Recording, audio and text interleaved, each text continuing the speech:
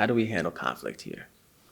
At West40, when there's two people getting in an argument and fighting and not meeting each other's needs or boundaries, then they have us all come to a room. First, they'll talk to the person separately to see if they're, ready to have a conversation with you yet. We'll all come in the room together. We'll say, like, how we got offended or how we felt or how we meant and the way we wanted to proceed, like the words that come out of our mouth. And we'll just talk it out, and then leave all the past behind us and we'll just keep moving forward. Oh man. In the past, every time I had a conflict, I would just fight. I would make the problem even bigger than what it really was. Like, there was no talking it out, But now that, I know, to talk it out, I try to do that. Back then, I just like to fight. That's just what's going to happen. And then I find that there's actually meaning to it, it's not just we're talking to talk, you're actually, meaning the conversation. Just being honest, I know most, going in there, they're you hash it out, you're going to, you have to be honest about what the problem really is.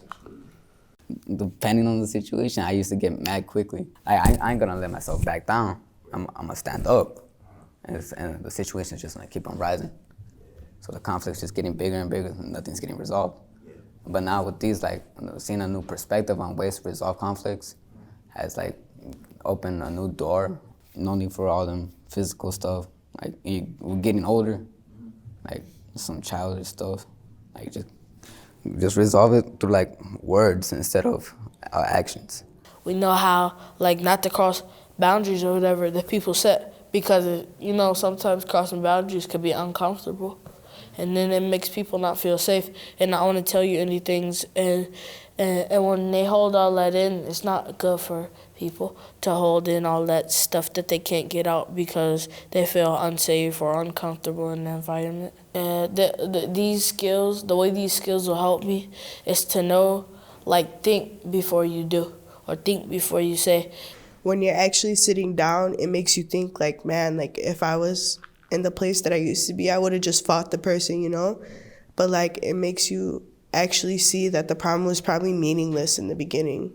It keeps out of school situations, out of school, keeps them being able to come to school, being able to feel safe around peers, even people that you don't even get along with. Yeah. And being able to come and being able to be in the same room. The way I think if all schools use this, the way I think it'll be different is because students will understand each other more and know that people suffer with things a lot, and they can know okay, I won't do this or say this because it'll hurt somebody really bad. There'll be less students being expelled, kicked out, and they'll maybe get to know each other a little bit more with other students. I don't think there'll be as much fighting as there is now. I don't feel like there'll be a lot of social media drama. I just feel like it would be better if everyone just talked out their problems. Not as much killings as we have, just for the best outcome, it would be less conflict with people. It would be more bonding than more fighting and drama. And it'd be peaceful. The teachers got to know how comfortable the students feel, and sometimes the teachers have to process also, because even though you're a teacher, don't mean you're always going to be right or perfect.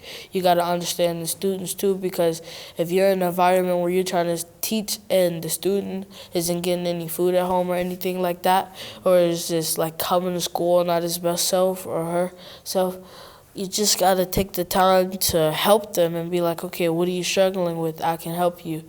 I can try to understand. I can't all the way put myself in your situation, but I can do my best to see how you feel so I can help you when you're feeling low.